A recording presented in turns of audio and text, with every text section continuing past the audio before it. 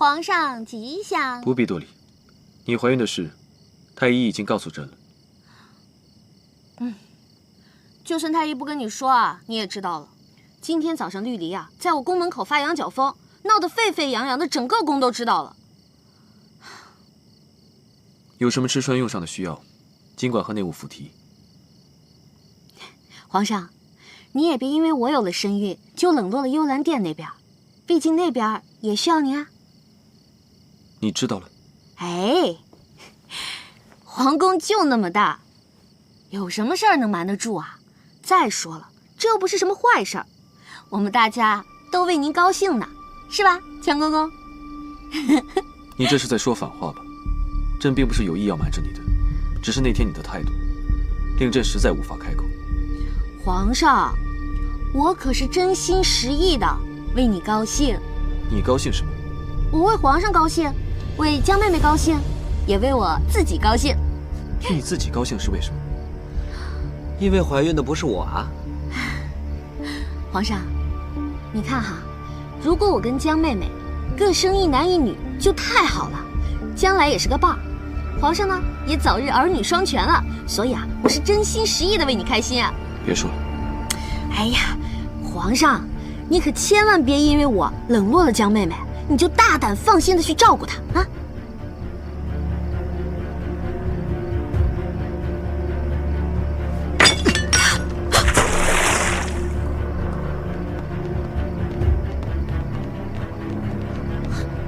娘娘，您没事吧？有没有伤到？快让我看看。没事儿，齐胜啊，这是在和自己发现。皇上真的没有打您吗？刚才动静那么大，快让我好好看看。没事儿。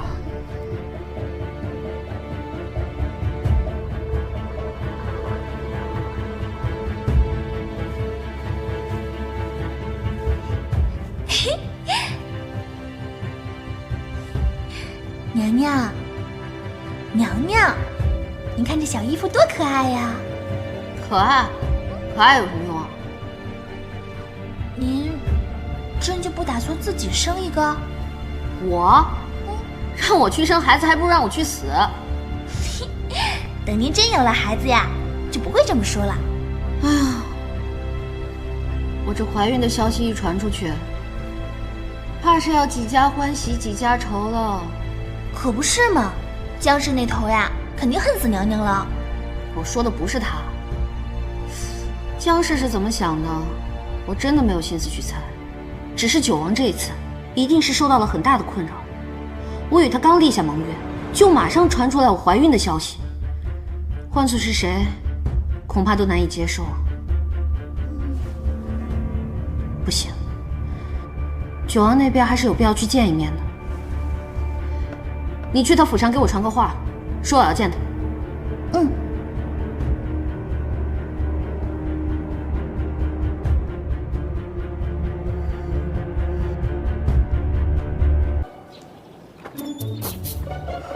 哟，好巧啊！不巧不巧，这一次没在同一间茅厕遇到，只是我心中实在不解，为何见面总约在这污秽之地啊？因为你我和这茅厕有不解之缘啊。哎，这厕所管理员想的真周全啊！你看他把这男女二字写得如此硕大，还挂在这么显眼的地方，就是不想让别人犯咱们曾经犯下的错。这是我特意找人改的。啊？这宫中大小的茅厕都归我管。原来你成了茅厕君啊！唉，这也是无奈之举啊。自从上次晋升之后，皇上就让我总管着宫中的鸡毛蒜皮之事，我心中也是愤懑至极呀。这次我来就是要与你商讨这些事情。这里的味道太重了，咱们换个地方谈。走。我朝的人啊，真是有情趣。这厕所旁边就是花园，上厕所的同时，顺便把风景也给看了。你别告诉我，这厕所的选址也归你管啊？还是说正事儿吧。我找你来是想告诉你，有关我怀孕一事，其实是张家人的意思，我并没有怀孕。你我二人之间的盟约也不会受到任何影响。我了解。九王真是料事如神啊！那我再跟你说一件你绝对不知道的事：江映月怀了齐胜的孩子。我已知道此事。那九王对此事有什么看法？那就略臣拙见了。本王以为江氏现在的身份见不了光，但只要生下皇子，齐胜为了不委屈那孩子，必然会叫江氏改头换面。这一点正是我们可以利用的。只要皇上这样做，届时张家与本王借着齐胜有备纲常，齐齐发难，想必会一呼百应。你说的太对了，江氏是容不下我做皇后的，她早晚会给齐胜吹枕边风，取代我的后位。可到那时，满朝的文武大臣，皇亲国戚，哪一个又会容得下这个蛊惑皇上、乱了纲常的女人啊？九王，如果我是宇宙智商第一的话，那你就是老二了。虽然你说的话我听不太懂，但是现在还是觉得挺有意思的。现在的重中之重就是保住江氏的孩子，我得赶紧和张家通个气儿，让他们万万不能动了江氏的孩子。是，我们现在什么都不需要做，只要看着齐胜一路错下去，一定会抓住他的把柄。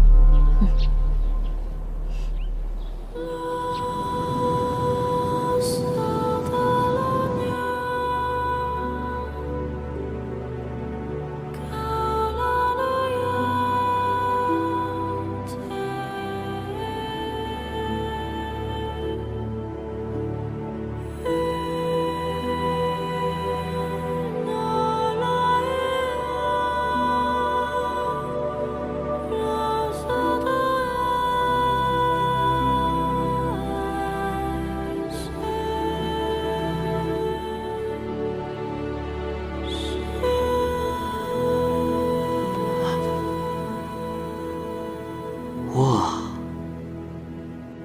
这大晚上的把我叫过来是干什么？这一次一定要把持住，不能在同一个地方跌倒无数次。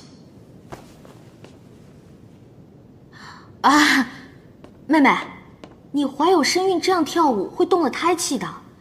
哎呀，不过妹妹这个舞姿啊，真是倾国倾城啊，难怪齐……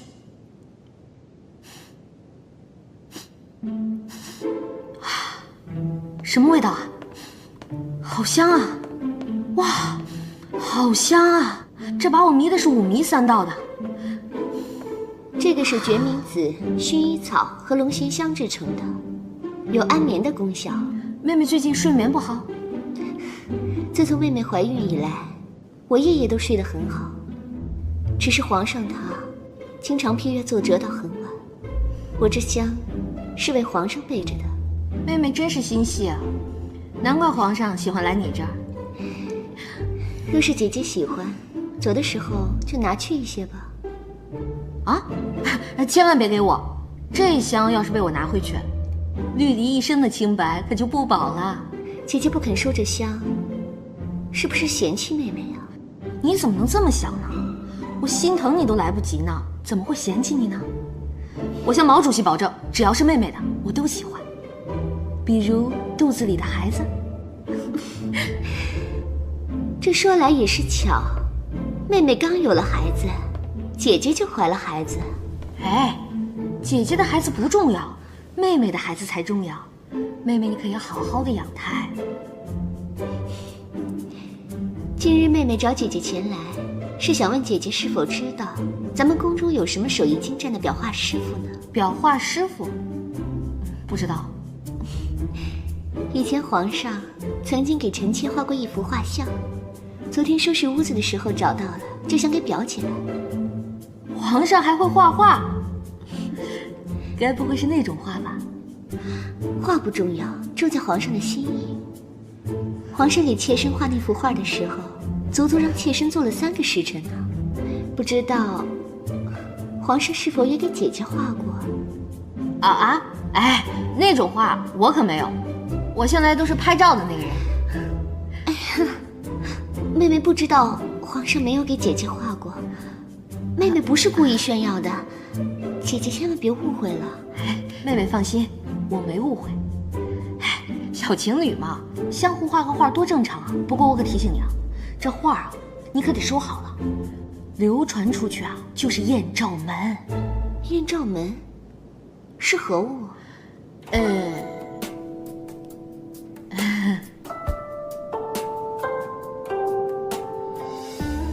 呦，僵尸把画给丢了，那可是恶有恶报。真不知道他丢了什么画，说的那么宝贵。听说啊，僵尸称那幅画是皇上亲手为他画的，他还说皇上只给他一个人画过。我呸！什么叫只给他一人画过？我那儿也有一幅呢。有一次啊，皇上在我那儿喝多了酒，兴致大发，硬是让我一动不动，足足坐了几个时辰，也跟我说这画是给我一个人画的。你们不说呀，我都还没有想起来，原来皇上也给我画过。只不过啊，我并不在意，也许那幅画早就被我的宫女们拿去胡抄过了。这僵尸还真够自作多情的，以为那画是他的唯一呢。哎，皇后娘娘恐怕还不知道此事吧？走吧，姐妹们，我们去一趟兴圣宫。走啊，去找娘娘。快点，你呢？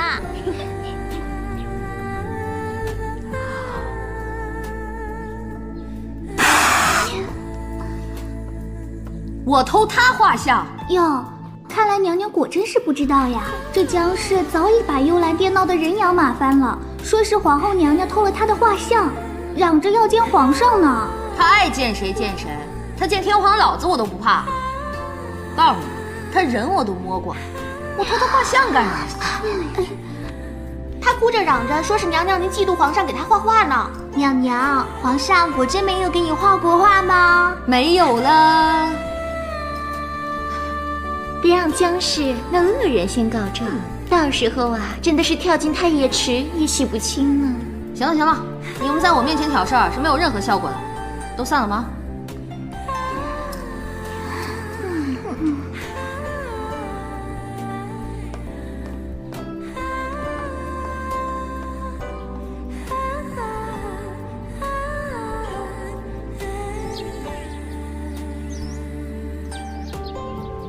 哎呀，你就告诉人家嘛，人家好不容易才来求你一次。不是我不说，是我真不知道啊。皇上正在书房里安排人手探查此事，结果还不得而知呢。那你知不知道，僵尸丢的是什么画像啊？为什么我们家娘娘就没有？其实这画没有也罢，你回去告诉皇后娘娘，这事儿不用放在心上，因为这画像几乎我们后宫里人人都有一幅，就连我也有一幅呢。啊，你也有？啊，上次皇上喝醉了，就给我也画了一幅。人家也想让皇上给我画一幅画像啊。那照现在这个情况呢，我们家娘娘没有才是好事呢。这画像也不是什么稀罕物件。我这就回去告诉娘娘。这个卸磨杀驴的丫头，就不能和我多聊两句吗？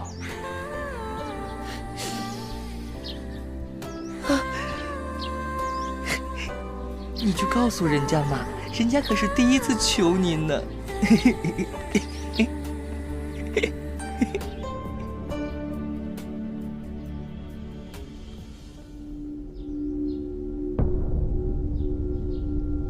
皇上，您找臣弟来，不知所为何事？九弟最近不忙吧？虽不是要紧的差事，却被繁杂的小事缠身。像御花园中种植草木的种类，这一季宫中所需要的蔬菜是从南菜园送来的，还是西郊菜园的，都等着臣弟来定夺。看来你平日里倒是清闲，并不是什么容易的差事，越是小事，越是劳神费力，恐怕臣弟多有疏忽。不过区区琐事罢了，怎么就难倒你了？是不是觉得一身本领无处施展？臣弟并无此意。既然如此，朕现在就派给你一件能施展拳脚的差事，不知九弟愿不愿意？皇上交给臣弟的差事，臣弟定当肝脑涂地。幽兰殿那边江氏的一幅画像是丢了，你去查查此事到底是什么情况。臣弟遵命。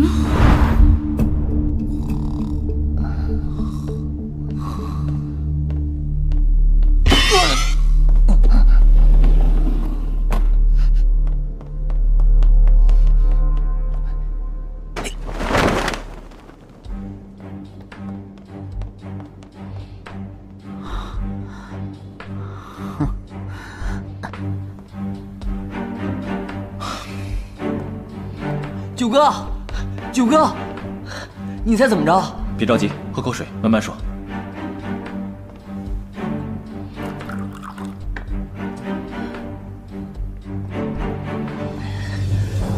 江氏丢失的那幅画，果真在女神姐姐那儿。你可看清楚了？错不了，在女神的衣柜里有幅江氏的画像。鹏鹏并不是那么小肚鸡肠的人，更不会为了一幅画像争风吃醋。可证据确凿。我相信此事并非他所为。怎么看这件事跟皇后娘娘有拉扯不清的关系？皇上命九哥来彻查此事，恐怕是皇上故意的试探。如果万一不是他偷的画，那可怎么办啊？明日一早，你随我去一趟兴圣宫。那只能如此了。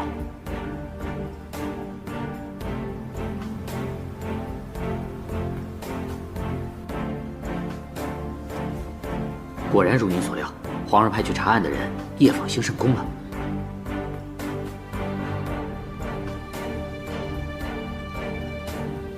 你确定那是皇上的人，并且已经看见那幅画了？确定。那人发现那幅画之后，又放回了原处。如果是帮他的人，就会把画拿走了。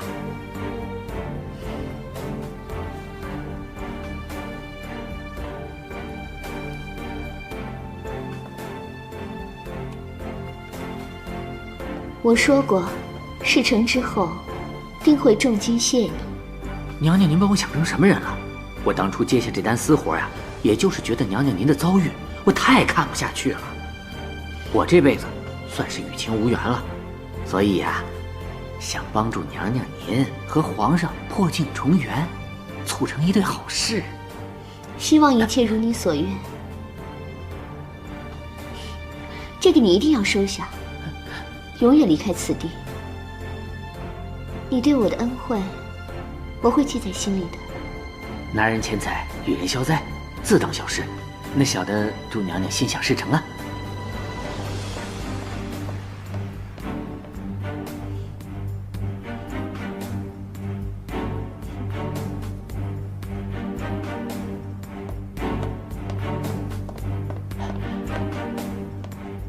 皇上。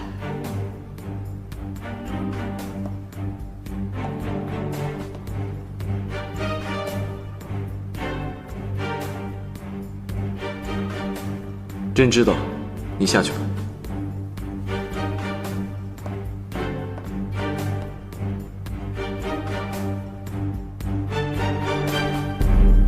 两只小蜜蜂呀，飞到花丛中呀，飞呀，飞呀，飞呀。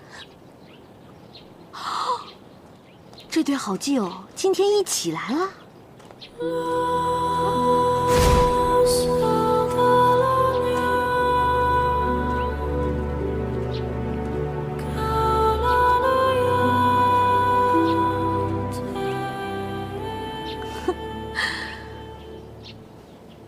今天这么想，你们两个手牵手一起来，该不会真是有一腿吧？姐姐，你说什么呢？我们两个是纯洁的。哟，不知娘娘平日里对字画可有偏爱？哎呀，我小时候啊，画苹果像梨，画鸡像鸭。怎么突然问这个呀？江氏旧的画就在你的药柜里。胡说！怎么着？没完没了了？我是干那种偷鸡摸狗的事儿的人吗？他说的也许是实情。绿蝶，你去我柜里看看，有没有他们说的话。本王是相信娘娘的，可是皇上命本王彻查此事，总要有个交代。对了，我顺便提一句啊，作为一个女人，你白天不注意言行也就罢了，但夜晚对一个女人的前途来讲太重要了。哎，你的睡相太差了。你又偷偷溜进我房间。哎，你放心，我就是想看看你的被子盖好了没。我除了看到你的丑态，我没干别的。娘，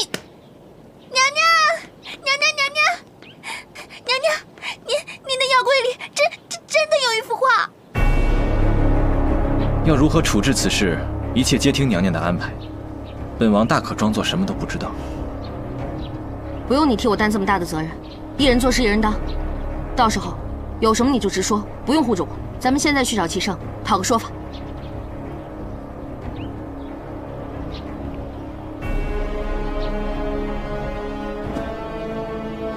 看来，我命九弟查的事情是有结果。回皇上，这幅画的确是在兴圣宫找到的。皇后，可有什么话要说吗？我这个人最讨厌被人冤枉。我跟你说啊，你们谁也别想黑我。这幅画确实是在我宫里找到的，但不是我偷的。你可有什么证据？证据没有，要命一条，你看着办吧。你倒是破罐子破摔起来了，难道要让朕自证清白？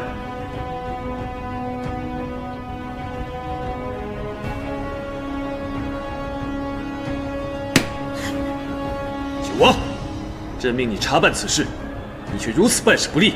要不是朕安排的密探已经告诉了朕，是有人夜里偷偷将画放进兴圣宫的，你岂不是要让皇后娘娘无故蒙冤，让朕错怪了她？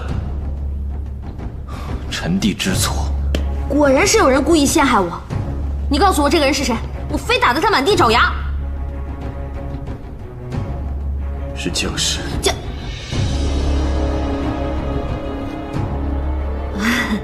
想必是妹妹记错了。这件事到头来也算是真相大白，我也没什么损失。皇上，您千万不要责怪妹妹了。如何处置，我自有分寸。哎呀，处置什么呀？还不是你那幅画闹的。你说你又不是张大千，干嘛到哪儿都留幅画呢？朕是在练自己的丹青技艺罢了。以后啊，你不管到哪儿，只要在那门上刻上“齐胜到此一游”就行了，用不着画画那么麻烦。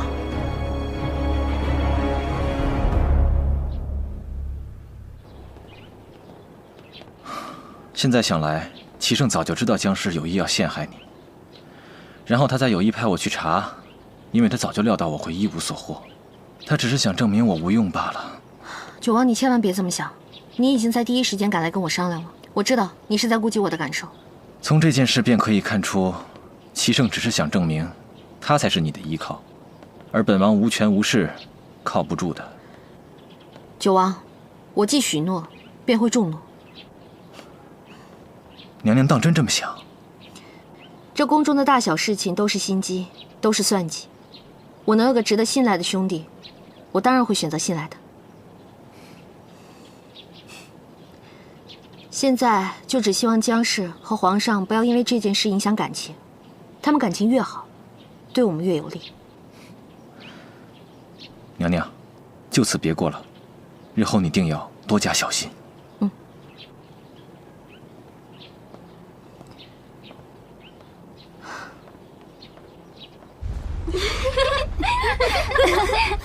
聊什么呢？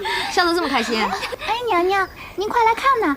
娘娘们把皇上的画像都拿出来了，供大家欣赏呢。我还真想看看这艳照到底长什么样子。来，娘娘，你先看看人家的。就这，还丹青？说好听点是抽象派，说不好听的，这简直就是一坨翔嘛！娘娘，您看我这个，每个娘娘都有一幅。原来暴走漫画的鼻祖是他，真是皇上的粑粑都香啊！可怜的姜氏了，还一直把这视为珍宝。娘娘，还有我们的呢。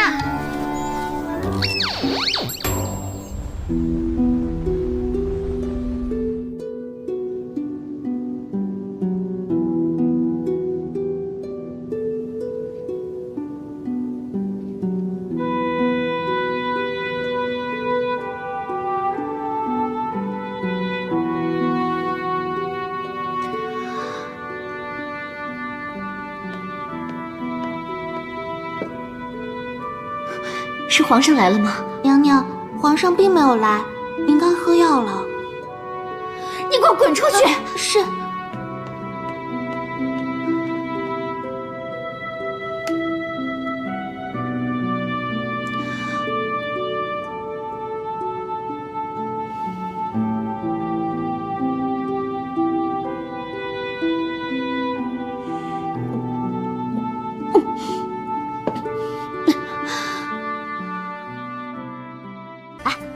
你说，咱们什么时候装这个小产比较合适啊？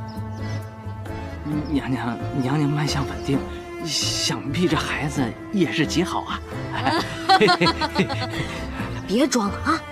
你就直接跟我说，咱们什么时候把这个孩子拿掉？啊，娘娘，这孩子是真有了啊！小张啊，小张，这个孩子不能有。娘娘，这个孩子可以有。虽然之前臣受张老夫人之托，要称娘娘怀了孩子，但臣上次给娘娘诊脉时，确实发现娘娘有了身孕。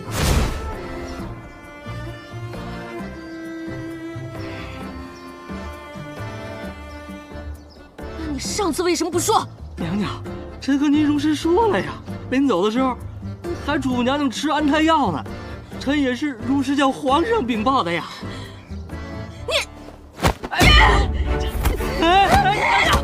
娘娘，您确实怀孕了呀！娘娘，你不能这样！娘娘怀孕了！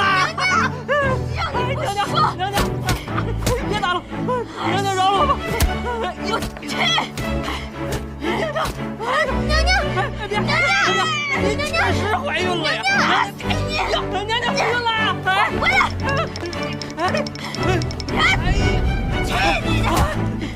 娘娘怀孕了！您就是怀孕了！娘娘，哎呀，娘娘！娘娘，这都怀上孕了，你怎么更心烦了呀？不可能，我跟齐胜根本就没有，我怎么可能啊？难道是3个月前在江府那次？啊！你不要再像个跟屁虫一样烦着我了，好不好？娘娘，您真是太大意了，怎么一直没来月事，自己都没发现呢？我一个大老爷们儿，我又没生过孩子，我怎么知道？阿西巴！嘿，娘娘，那定是您底子好，没有什么害喜的反应。这次在江北遭了那么大的难，都没有动了胎气，说明这孩子是上天对您的眷顾，是命中注定啊！老天爷，你这是找死了玩我呀！娘娘，今天姜氏没了孩子，咱们又有了孩子，这真是双喜临门呐！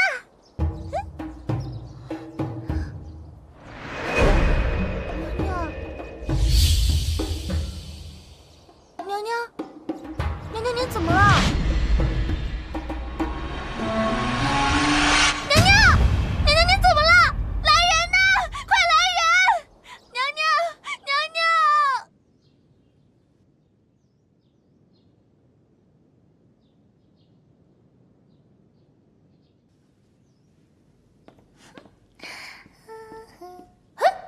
娘娘，您怎么下地了呀？我是怀孕，又不是瘫痪，干嘛老让我躺着？那新熬好的燕窝粥，您吃2口。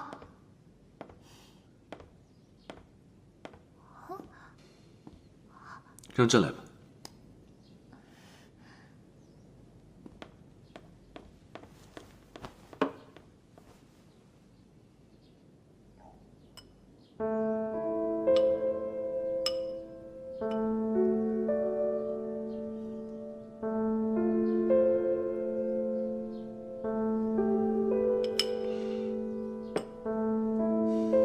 其实，这个孩子不能生。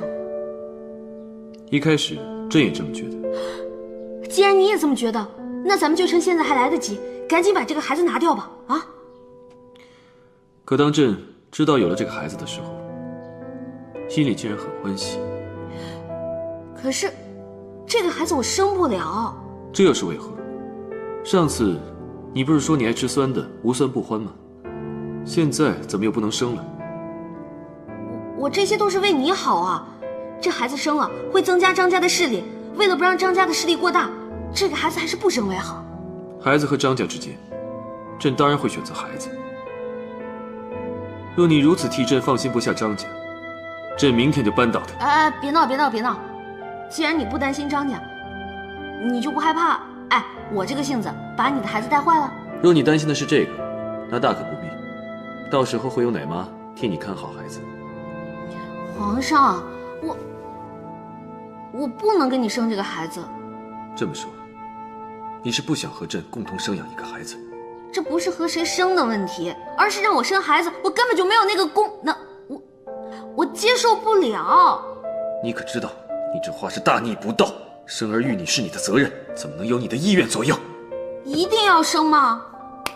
啊！你若是敢对这个孩子做什么，朕是不会放过你的。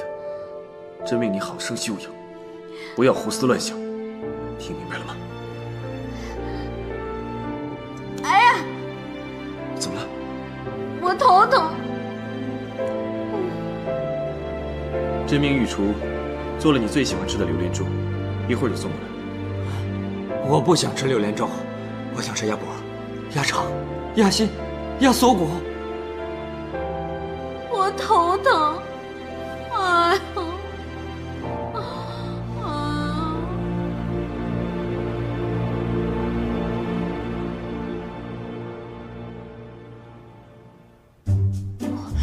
鸭脖、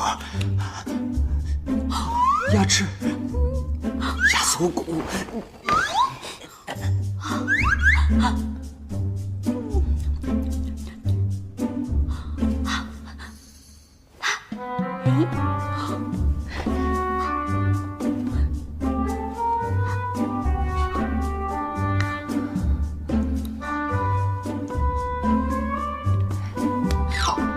猜猜我是谁？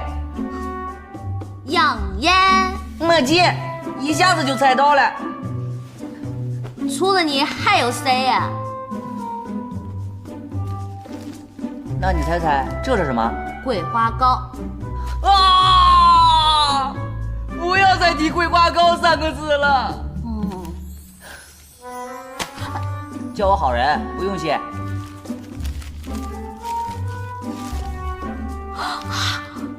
你怎么知道我想吃鸭脖子？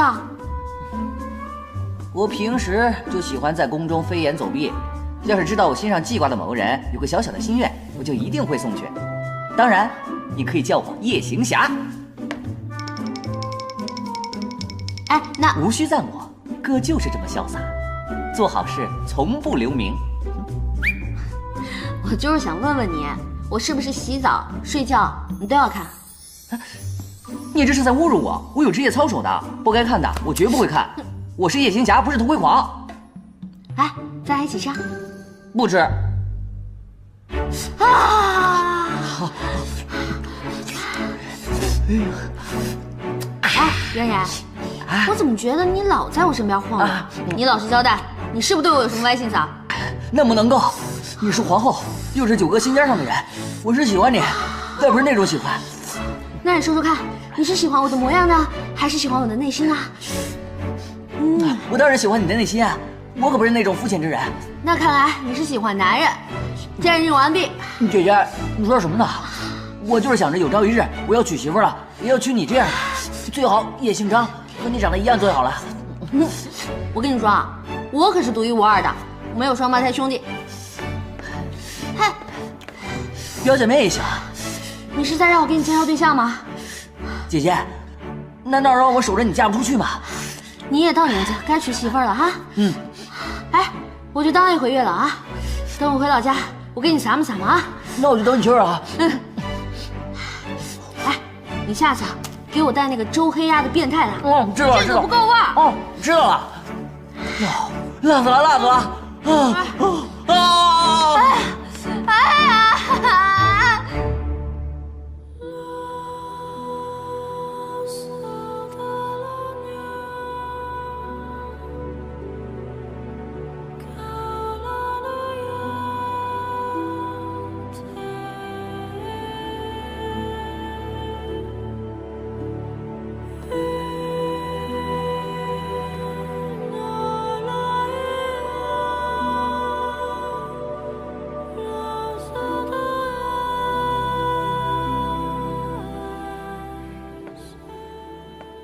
陛下多久没有看过妾身为您跳舞了？有时候正在想，把你接入宫里，究竟是对还是错？你进了宫，却变得心狠手辣、诡计多端。皇上，上次你用画像一事要陷害皇后，朕并没有深究，一是念在你一时糊涂，二是皇后嘱咐朕不要为难于你。皇上竟是因为姐姐，才不责罚臣妾的。不然呢？妾身以为，皇上对我还有情，才会忍耐我的小性子。这已经不是你耍耍小性子那么简单的问题了。你居然谎称怀孕来欺骗朕！皇上夜宿皇后那里，妾身心里实在难受，才出此下策。那都是对您的一份爱、一份情才会这么做的。因为爱，你已经被私情迷了心智，做了那么多违背本心之事。你可知道，你现在这般对待自己，已不再惹人怜惜。皇上，你难道感觉不到我对你的爱了吗？你究竟还要利用这个爱字，做多少糊涂之事？朕一直不喜欢张氏从前的娇蛮，只觉得你比他更大度、明事理、善解人意。可真没想到，如今你们二人的性情倒像是颠倒了。皇上，皇上，从今往后，你愿住在这里也可，你想去别处也罢。这幽兰殿并不是你的金丝笼，你也别想再用爱来要挟朕。皇上。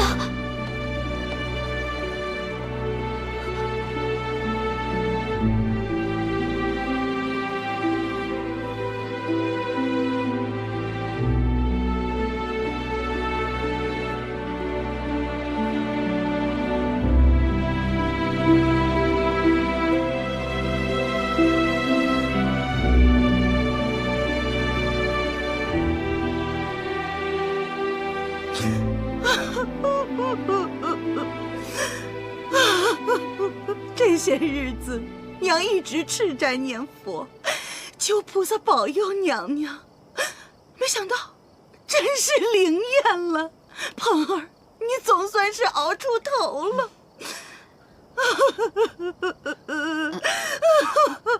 夫人，您快别哭了，看您这么一哭，琳琳也想哭。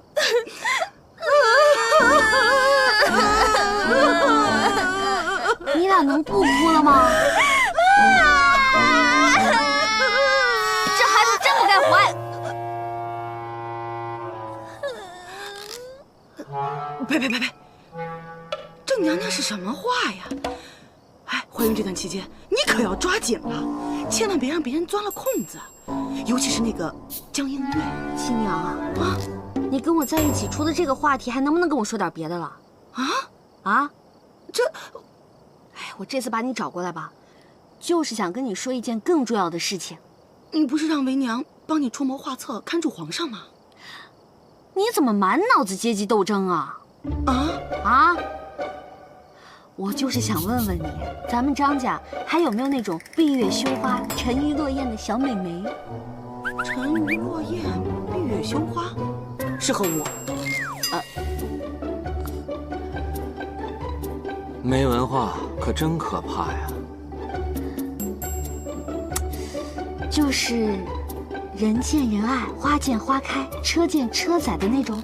哎呦，你叔父张陵家的姑娘张玲玲，哎，也就是那姑娘，那长相还能与你媲美。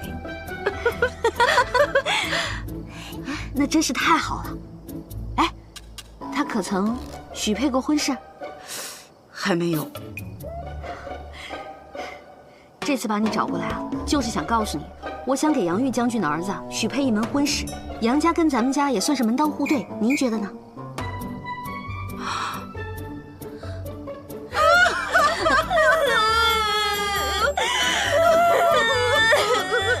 啊，太好了，这回咱们家可算是双喜临门了。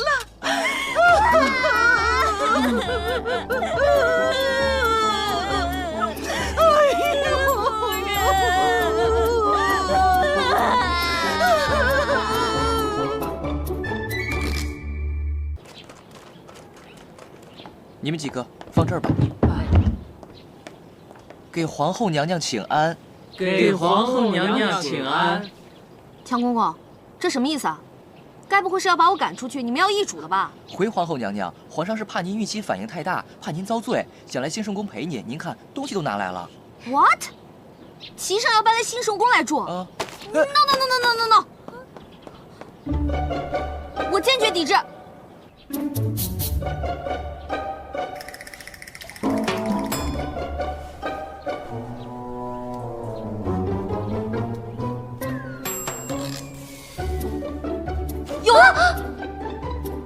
有什么了，娘娘？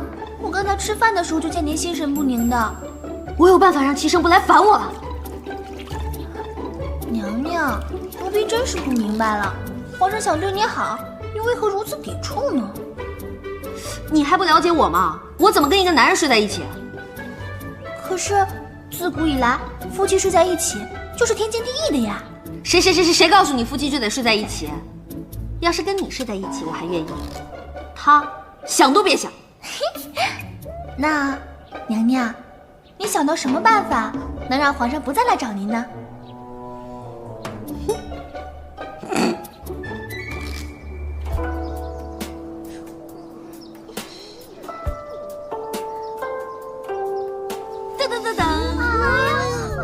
哎，别害怕，这个呀是我特地从马来给姐妹们运过来的榴莲。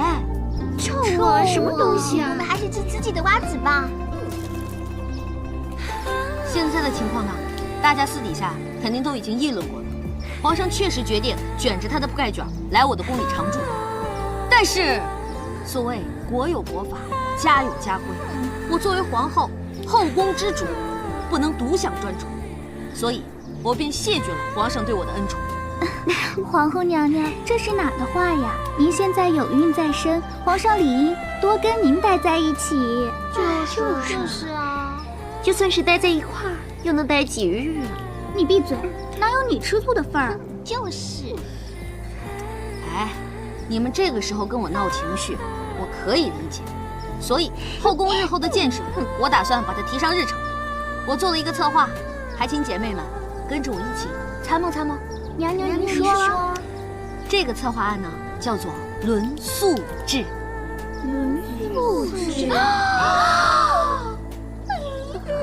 意思就是呢，让皇上按照表格上的次序，叫姐妹们轮番去大明宫侍寝。那岂不是让咱们雨露均沾吗？可是娘娘，臣妾实在不明白，您为何要这样做？哼，你是不是想问皇后娘娘为什么这么好，愿意把恩宠分给你？分给我怎么啦？分给我怎么啦？我愿意。你们两个别吵了，听娘娘说。你们能不能沾得雨露，就要看自己的本事了。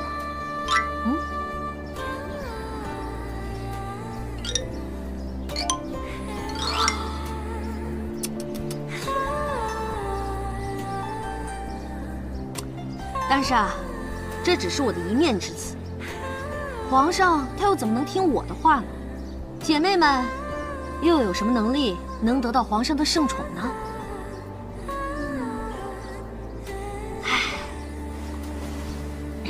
要怎么办呢？我们该怎么办呢？现在云溪正在打仗，羞死了！国家很不富裕，皇上每日都在为了此事发愁。如果你们能让皇上高兴，忘记烦恼，他才能高枕无忧的叫你们去侍寝啊。可是娘娘，我们也不会打仗啊。就是啊，什么都不会。可你们能让皇上爽啊！哎，这个世界上很多东西都是用钱买不到的，但是如果能用钱买得到，你们为什么不交出你们的 money 呢？妈，银子。哦。现在战事吃紧，缺的就是军饷。你们只有让皇上排忧解难，皇上高兴了，还有什么事情不能满足你们呢？皇后娘娘，这个玉簪略表心意，我宫中还有很多金银珠宝，我马上派人去拿。皇后娘娘，臣妾马上到宫里去取。我也命人准备东西去，我现在就去拿。哎，站住！我还没说完呢。哎，回来！站好了啊！站齐了，立正！我宣布，第一届后宫大会圆满结束。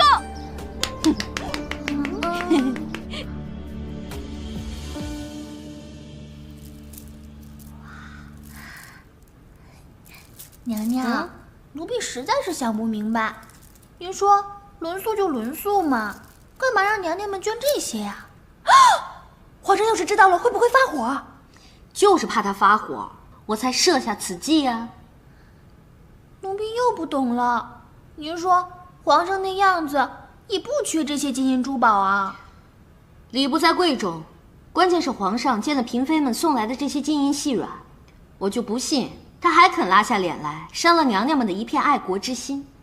我这么做，就是想让他无法拒绝，骑虎难下。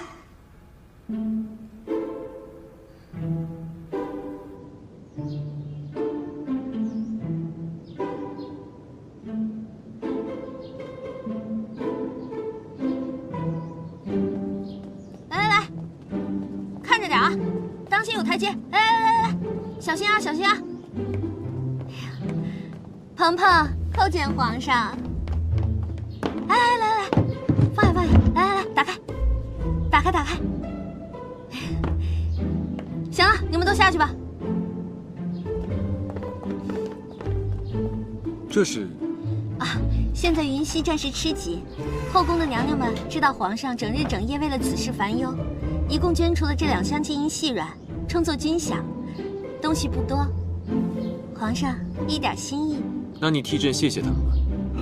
一句谢谢就完了？不然呢？那些妃子们想要什么，你又不是不知道。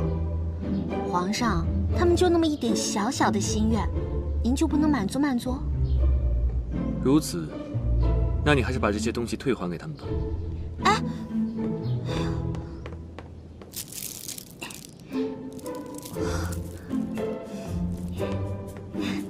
这些东西啊，是还不回去了。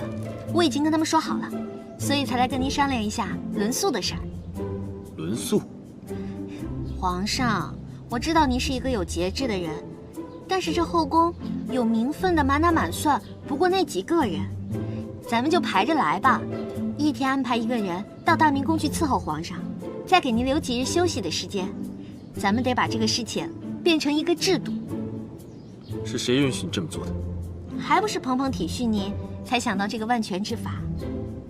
你这是关心朕？朕看你这是把朕给卖了吧？鹏鹏是出于一片好心呐。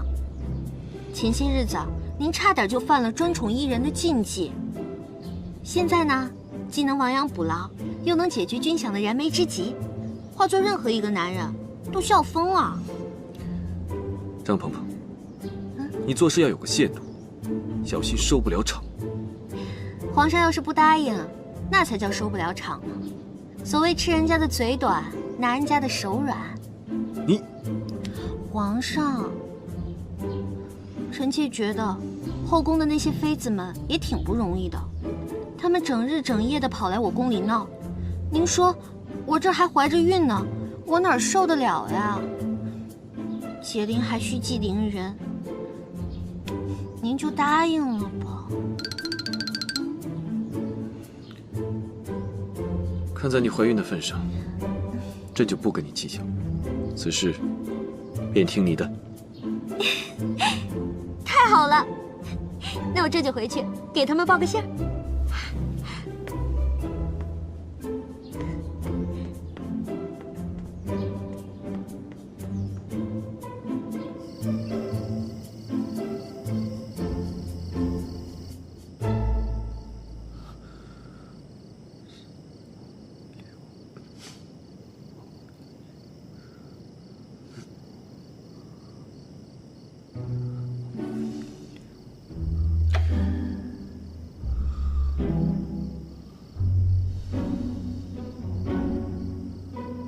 皇上，按照皇后娘娘制定的轮宿表，今晚该是皇妃来执勤了。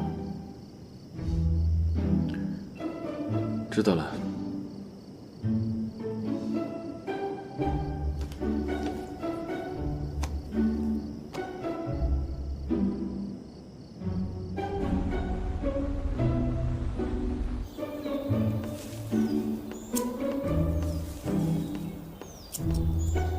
娘娘，我给您弄来了，这就是侍寝轮宿表。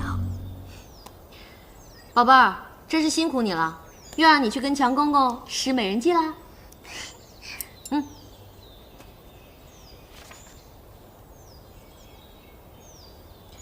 真是春雨贵如油啊！皇上虽说去后宫的日子少了点儿，好歹也算是去了，我也终于可以高枕无忧了。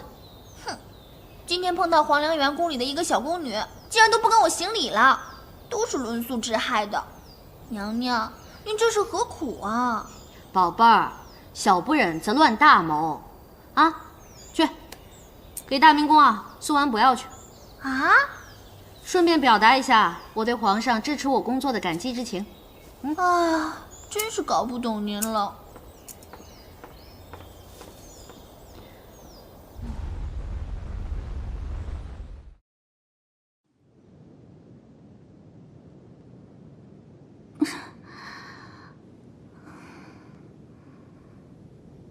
哎呀！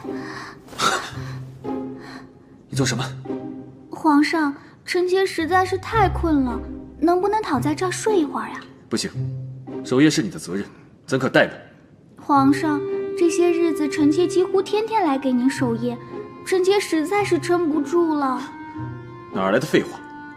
能夜宿大明宫，在外人看来，还不是你莫大的福分。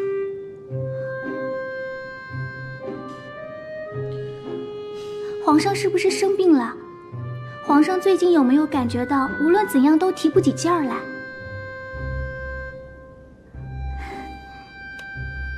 皇上可曾听说这种药？臣妾听人说，这小小的盒子里装的可是被誉为男人福音的稀有药品，男人的必备良药。宫中早已传遍了这大名鼎鼎的金戈。大胆！你知道你在说什么吗？皇上，作为男人，这没什么不好意思的。这偌大的后宫，皇上怎么会没有个疲软的时候呢？这是臣妾花了重金偷偷买来孝敬皇上的。闭嘴！不要再说了。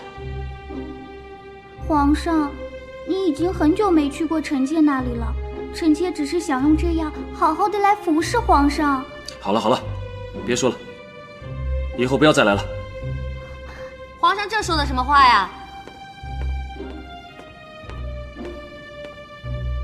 皇后娘娘，行了，皇妃，今天你的福气就享到这儿吧，下去吧。是。你怎么来了？我还没问你呢。哎呀，你是不是有病啊？朕看是你病得不轻。我是问你是不是真的有病？张太医那儿有药，包治百病。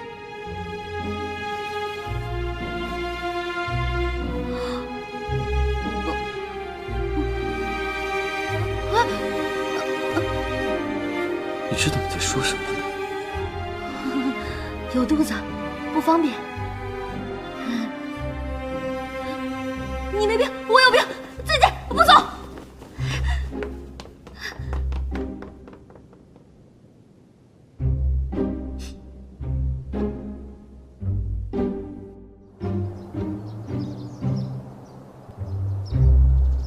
皇妃，上次你给我的那个胭脂可好用了，是什么牌子啊？来了。你们这是怎么了？一大早上哭哭啼啼的。臣妾恳求皇后娘娘垂怜，许我们几个姐妹出嫁给皇上、皇后和皇祖母送金祈福去。这一大早上呢，集体玩出家，这是唱的哪一出啊？皇后娘娘的轮素旨是给我们几个妹妹万分周全的考虑，只是我们没有福气享受罢了。唉，该来的总是来了，看来这景妞啊，是忍不能再忍了。我们姐妹几个想着，既然不能讨皇上欢心，还不如把位置让出来，好让皇上把那幽兰殿那种可心的人纳入宫中伺候。是啊，娘娘。行了行了，都别哭了，坐下吧，咱们有话慢慢说。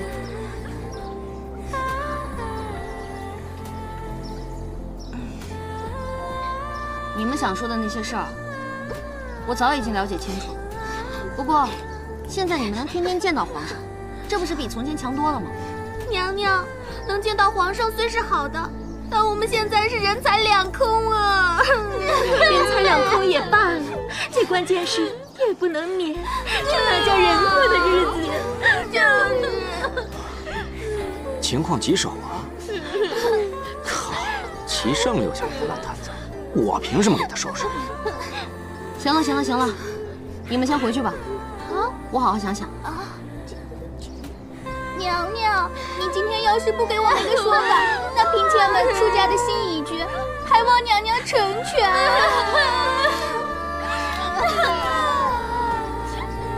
看来这不是真的想出家，哼，这是来威胁我的呀。那好吧，说法呀，啊，我是给不了的。我想说的只有一句话：皇上忙，啊，对大伙儿可能没有顾及到。如果你们实在想不开，非要出家，那我也不拦着。啊，玉梨，玉梨，娘娘，这怎么办？宝贝儿，去，让人到郊区找一个条件好一点的寺庙，最好是环境好的，僻静一点的，真的要去？没有什么人来往的。什么时候？现在，马上，立刻。那奴婢现在就去。哎呀，我这个绿篱啊，办事儿就是利索。我向姐妹们保证，不到半个月就让你们搬进去。妹妹刚才感到醍醐灌顶，现在想来，出家不过是一时的冲动。对，是啊，其实这个想法还蛮不成熟的。望皇后娘娘容我们几个回去再考虑一下下。对啊，打扰娘娘您了，是姐妹们未能顾全大局。也好，你们先回去休息吧。等想好了，我们再来商量这个家到底怎么出法。那嫔妾们就先告退了。快走，快！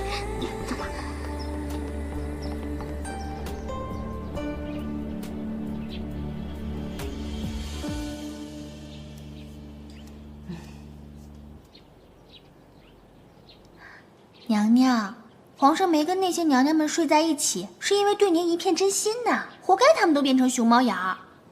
绿篱啊，你就相信一代帝王会变成情种吗？娘娘，咱们就不能再信皇上一次吗？宝贝儿，齐胜他不是情种啊，即便他以前情种过，那个对象也不是我，以前不是，以后也不是。娘娘您消消火，奴婢不说便是了。我这火哪那么容易消啊？他总在关键的时候给我掉链子，还让我给他擦屁股。哎，这件事情我一定要查出真相。可是，我找谁呢？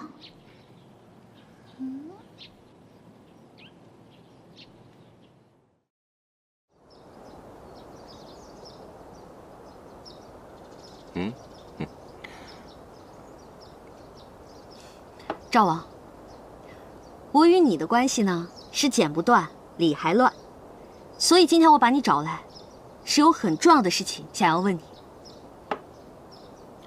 我就说嘛，重要的事情你还得问我。你少嘚瑟啊！我就是想问你，皇上他是不是受过什么刺激啊？比如说女人的刺激。娘娘，您这话什么意思啊？你弟他明明是个可以坐拥3000佳丽的皇帝，为什么要过着像苦行僧一样的生活，不沾雨露呢？此话当真？当然了，我亲自查的房。嗨，皇上一向都是一个专情的人。不过也难怪，我们齐家的男子向来如此，洁身自好，至情至性，惯出情种。比如说坐在你对面的我。冤大头我见过，你这么冤的大头还是第一次见。